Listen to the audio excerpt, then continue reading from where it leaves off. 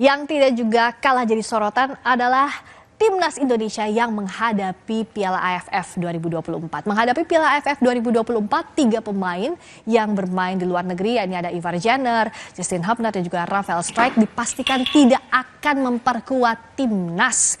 Menurut manajer Timnas Sumarji, ketiga pemain ini absen karena padatnya jadwal kompetisi. Menjelang Piala AFF 2024, manajer Timnas Sumarji masih terus melakukan lobby-lobby terkait pemain yang akan memperkuat skuad Timnas. Sedangkan pemain yang bermain di luar negeri lainnya ada Pratama Arhan dijadwalkan akan bergabung pada minggu besok dan Asnawi Mangku Alam bergabung setelah 3 Desember. Sementara Marcelino Ferdinand meski dipastikan bergabung belum diketahui tanggal pastinya.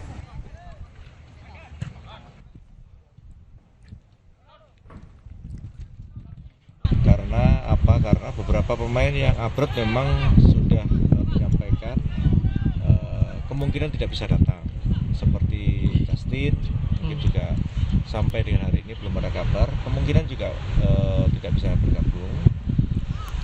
Lantas ada beberapa pemain yang seperti Ivar juga belum ada kabar sampai dengan hari ini. Saya masih tetap berkomunikasi dengan Ivar sendiri dan dengan klubnya, tapi kemungkinan juga kecil itu Ivar.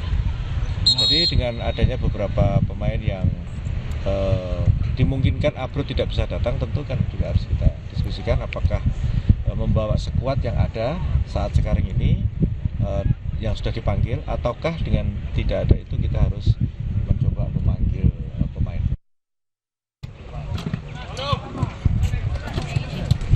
Para pemain yang dipanggil pelatih Sintayong tampak telah mengikuti training camp persiapan ASEAN Championship 2024 atau Piala AFF. Hari pertama pemusatan latihan diisi dengan latihan penguatan fisik, otot, dan adaptasi lapangan. Untuk mengikuti turnamen tersebut, PSSI dan Sintayong sepakat mayoritas skuad diisi pemain U22. Meski demikian, mantan pemain Timnas Eli Aiboy yakin Indonesia berpeluang juara.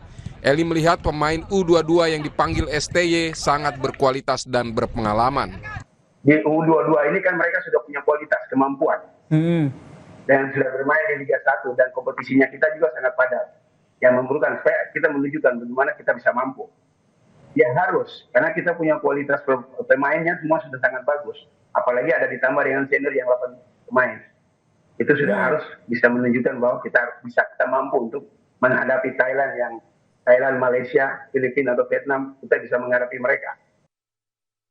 Perjuangan Timnas di Piala AFF akan diawali dengan laga tandang ke Myanmar pada Senin 9 Desember.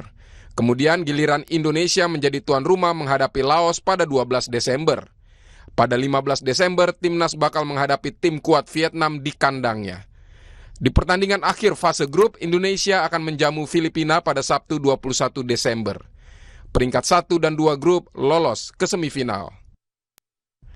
Di Piala AFF, Indonesia telah 6 kali menjadi runner-up, yaitu pada tahun 2000, 2002, 2004, 2010, 2016, dan 2020.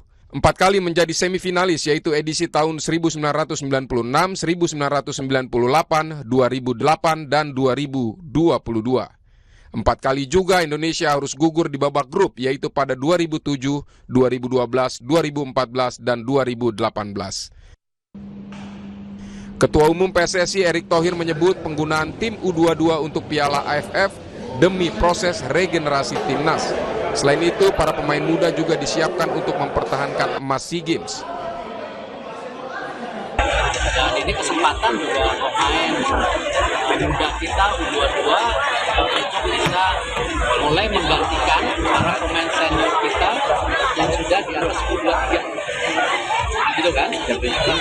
Memang di situ masih ada beberapa nama pemain senior seperti ya saya nggak bisa bilang senior, cuma pemain setengah senior. Arhan, ya itu silakan aja. Saya sih inginnya pemain U22 yang dipanggil semuanya U22. Meski diisi pemain muda, namun PSSI berharap Timnas bisa tetap meraih hasil maksimal mengakhiri puasa gelar Timnas Senior. Tim Liputan Kompas TV.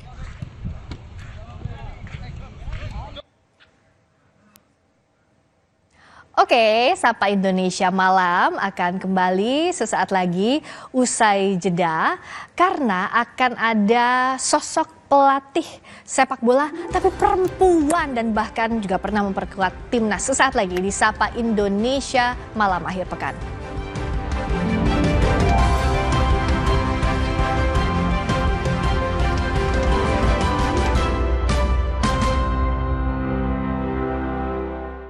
Orang Indonesia itu sukanya yang gurih. Makanan sih banyak. Emang ada ya kopi gurih? Ada, Creamy Latte. Dibuat dari